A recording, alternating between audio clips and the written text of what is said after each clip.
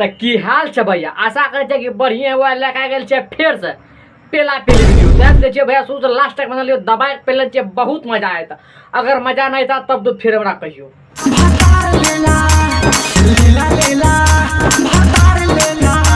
दे दो जल्दी दे दो, सारी खुल के दे। अब मतलब कि भैया तो कुछ देर बात करे छो तो मुझे ले ला जल्दी ले ला भैया। भैया कुछ देर के बात करे पिछला का काली गुफा न आला का पानी चमकी कबो सुता के कबो उठा के खड़े खड़े पोज देला लेला लेला लेला भतार लेला।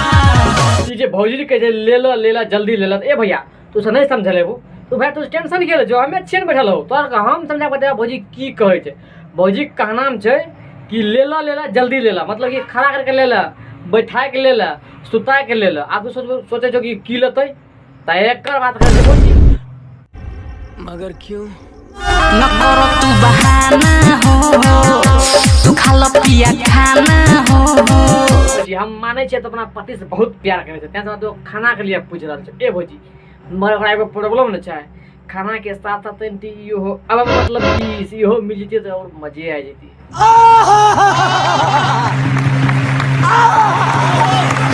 बस भैया आए के मजदूर है साफ कर छे भैया। वीडियो तोरा केहन लागला केहन कमेंट करके बताइयो। अगर भैया बढ़िया लागले तो भैया लाइक कर दियो, अगर बढ़िया नहीं लागले तो यो लाइक कर दियो।